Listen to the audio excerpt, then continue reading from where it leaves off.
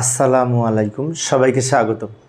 প্রিয় শিক্ষার্থী বন্ধুরা, আজকে আমি আইসিটি বিষয় সি প্রোগ্রামিং সম্পর্কিত এইচএসসি টেস্ট পরীক্ষায় নটরডেম কলেজে যে প্রশ্নটি এসেছিল, ওই প্রশ্নটির সঠিক সমাধানের জন্য তোমাদের সাথে আছি যে আমি মোহাম্মদ সিরাজুল ইসলাম, বরিশাল সরকারি model school and college, Barishal. তো চলো শুরু করা যাক। প্রশ্নটি দেখে নিই।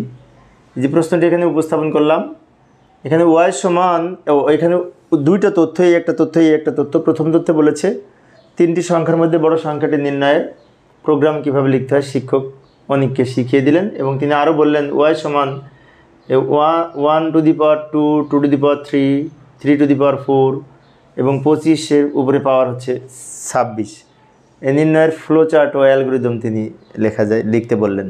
এই হচ্ছে তথ্য, দুইটা তথ্য আছে। ক খ তোমরা পারবে। আমি গ নাম্বার থেকে লিখব। গ নাম্বারে বলেছে উদ্দীপকে প্রোগ্রাম লিখেছিল, সেটির অ্যালগরিদম ও ফ্লো চার্ট লিখো। তো উদ্দীপকের এই প্রোগ্রামটি লিখেছিল, তাই না? তো এই প্রোগ্রামটির অ্যালগরিদম এবং ফ্লো চার্ট লিখতে হবে। তিনটি সংখ্যার মধ্যে বড় সংখ্যাটি নির্ণয়ের অ্যালগরিদম লিখব এবং ফ্লো চার্ট লিখব। সমাধানের চেষ্টা করি। প্রথমে আমরা কি করব, এই যে এইভাবে লিখে নেব উত্তর গ উদ্দীপকে তিনটি সংখ্যার মধ্যে বড় সংখ্যাটি নির্ণয়ের অ্যালগরিদম ও ফ্লো চার্ট নিম্নরূপ। তো অ্যালগরিদম হচ্ছে কোন ধাপে কি করব তার ধারাবাহিক বর্ণনা। তো আমরা লিখতে পারি ধাপ 1 প্রোগ্রাম শুরু করি। ধাপ 2 ইনপুট হিসেবে ABC তিনটে সংখ্যার মান গ্রহণ করি। ধাপ 3-এ আমরা কন্ডিশন যাচাই করব যে A গ্রেটার দেন B এবং A গ্রেটার দেন C। এটা সত্য হলে A বড় সংখ্যা প্রিন্ট করি, অর্থাৎ এই কন্ডিশন যদি সত্য হয় তাহলে A বড় সংখ্যা হবে। A B এর চেয়েও বড়, A C এর চেয়েও বড়, তাহলে তো A বড় সংখ্যা, তাই না? আর এটা যদি সত্য না হয় তাহলে আরেকবার আমরা পরের ধাপে যে B গ্রেটার দেন A এবং B গ্রেটার দেন C, এটা এই কন্ডিশনটা যাচাই করব। আবার এখানে বললাম যে B যদি এর চেয়েও বড় হয়, B যদি C এর চেয়েও বড় হয় তাহলে B বড়। এই কন্ডিশন সত্য হলে A বড়, এই কন্ডিশন সত্য হলে B বড়, আর দুইটাই যদি মিথ্যা হয় তাহলে C বড়। তাহলে লিখব অন্যথায় C বড় সংখ্যা, প্রিন্ট করি, প্রোগ্রাম শেষ করি। একটু দ্রুত লিখেছি কারণ এই ধরনের প্রোগ্রাম ইতিপূর্বে আমি করিয়েছি তোমাদের। এইভাবে আমরা অ্যালগরিদম লিখতে পারি। তবে এই অ্যালগরিদমের আলোকে আমি যদি ফ্লোচার্ট লিখি, প্রোগ্রাম শুরু করি, এর জন্য এই প্রতীক স্টার্ট, এরপরে ইনপুট হিসেবে ABC এর মান গ্রহণ, সামন্তরিক প্রতীকের মধ্যে লিখব ইনপুট ABC, এরপরে আয়তাকার সিদ্ধান্ত প্রতীকের মধ্যে এই সিদ্ধান্ত লিখব A greater than B and A greater than C। আগে এটা লিখব A গ্রেটার দেন B, এটা ইয়েস হলে এদিকে, নো হলে ওদিকে। ইয়েস যদি হয় তাহলে এবার এইটা লিখব A গ্রেটার দেন C। এটাও সত্য, এটাও সত্য, তাহলে কিন্তু A বড় সংখ্যা হবে। এতে এখানে লিখবে A বড় সংখ্যা, প্রিন্ট করি। পরে তার আগে এইটা যাচাই করে নিই, B গ্রেটার দেন C। ভালো করে লক্ষ্য করি, আমি একটু দ্রুত লিখে দিলাম সময় সেভ করার জন্য। ভালো করে লক্ষ্য করি, A যদি B অপেক্ষা বড় হয়, A যদি C অপেক্ষা বড় হয় তাহলে A বড় সংখ্যা, লার্জেস্ট ভ্যালু A। আর এই কন্ডিশন যদি মিথ্যা হয় এবং C এর চেয়ে যদি B বড় হয়, তো এটা যদি ইয়েস হয় তাহলে B বড় সংখ্যা, লার্জেস্ট ভ্যালু B। আর এই দুইটাই যদি মিথ্যা হয়, এটাও নো এটাও নো, তাহলে C লার্জেস্ট ভ্যালু। সবার শেষে আমরা এই সবগুলো একসাথে করে এদের কানেক্ট সংযোগ প্রতীক দিয়ে এন্ড করে দিব। এইভাবে আমরা এই ফ্লোচার্ট আঁকতে পারি।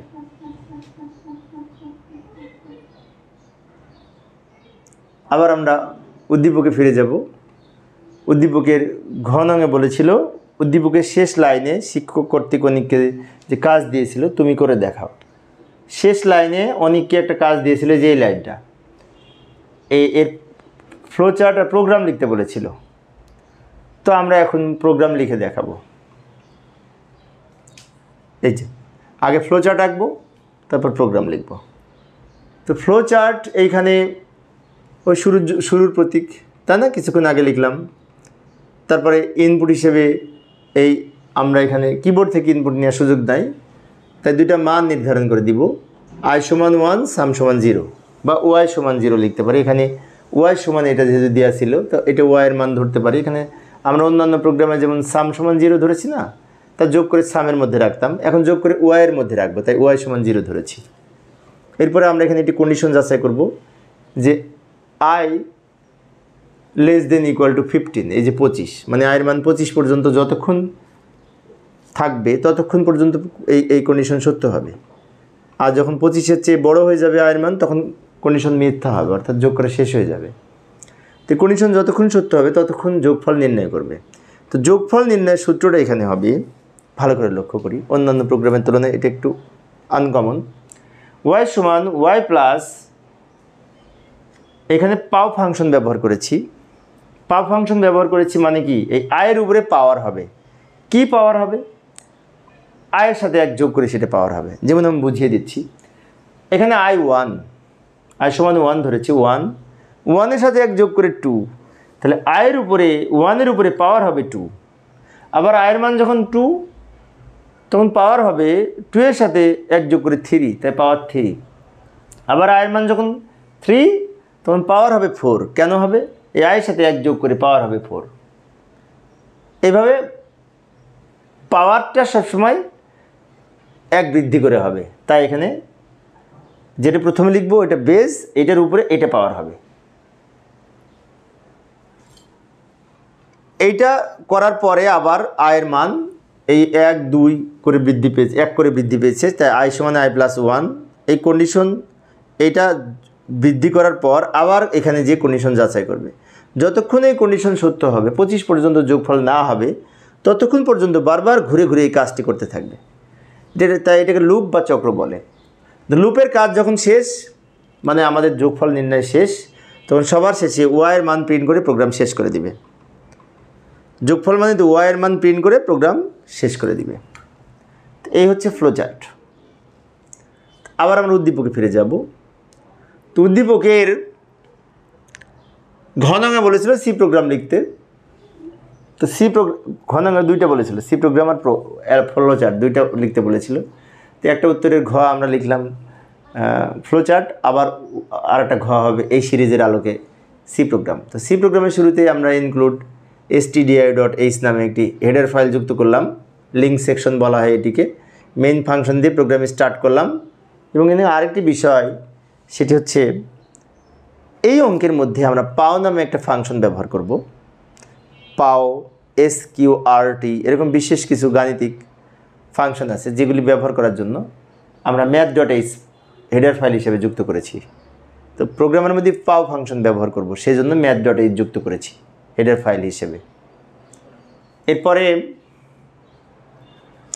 আমরা কি করব, আইএনটি দিয়ে এখানে 2টা ভেরিয়েবল নিব। একটা হচ্ছে আই, কাউন্টার ভেরিয়েবল আই, আর আরেকটি হচ্ছে ওয়াই। এখন ওয়াইয়ের মানটা কিন্তু অনেক বড় হবে, কারণ লাস্টে যোগ করতে করতে 25কে 26 পাওয়ার করে অনেক লম্বা একটি সংখ্যা হবে। তাই আমরা এখানে লং ডাবল ব্যবহার করতে পারি। লং ডাবল লিখলে 80 বিট পর্যন্ত মেমোরিতে জায়গা সংরক্ষণ করে, বড় সংখ্যা লেখা যাবে। এবং ওয়াই সমান 0.0 লিখলাম। এরপরে আমরা কি করব, ফর লুপের ব্যবহার করব। তো ফর লুপের এই গঠনের মধ্যে প্রথমে লিখব ইনিশিয়ালাইজেশন, মানে কি আই সমান 1 লিখব। তারপরে condition I less than equal to 25। তারপরে আয়ের মানে 1 করে বৃদ্ধি পেয়েছে, তাই লিখবো আই সমান আই প্লাস 1। ইনিশিয়ালাইজেশন, কন্ডিশন আর হচ্ছে ইনক্রিমেন্ট ডিক্রিমেন্ট অংশ। তো এইখানে এই কন্ডিশন যতক্ষণ সত্য হবে ততক্ষণ পর্যন্ত এই যে নিচের আমি যে এক্সিকিউশন অংশে যে কাজ লিখে দিব ওই কাজটা করবে। আমি এখানে লিখে দিলাম ওই যে ওয়াই প্লাস পাও ফাংশন ব্যবহার করে, এই যে পাও, এটা হচ্ছে ফাংশন, এবং নিয়মটা হচ্ছে আয়ের উপরে পাওয়ার হবে আয়ের সাথে এক যোগ করে।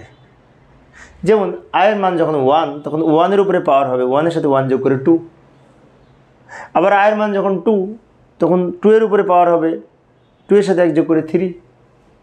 আবার আয়ের মান যখন 4, তখন 4-এর উপরে পাওয়ার হবে 4-এর উপরে 1 যোগ করে 5। এইভাবে বাড়তে থাকবে। তাই লিখলাম এই যে এখানে পাও ফাংশন ব্যবহার করার কারণে এইখানে math.h ব্যবহার করেছি হেডার ফাইল হিসেবে। এরপরে ওয়াইয়ের মান যখন আমাদের যোগফল শেষ হয়ে যাবে, তখন এখানে summation is equal to %LF হবে। এখন %D লিখতাম সব জায়গায়। কেন LF হলো? যে লং ডাবলের ফরম্যাট স্পেসিফায়ার হচ্ছে %LF, এবং কমা দিয়ে এই ওয়াইটা লিখব। ওয়াইয়ের মান প্রিন্ট করে প্রোগ্রাম শেষ করে দিবে রিটার্ন 0। এইভাবে আমরা সি প্রোগ্রাম লিখতে পারি। এখানে আমি ফর লুপ ব্যবহার করে করেছি, তোমরা অন্য লুপ ব্যবহার করে করতে পারো, সমস্যা নেই। ফর লুপ ব্যবহার করা সহজ, সেই জন্য। তো প্রিয় শিক্ষার্থী বন্ধুরা, এই ছিল আজকের আলোচনা। পরের ক্লাসটি দেখার আমন্ত্রণ রইল। খোদা হাফেজ।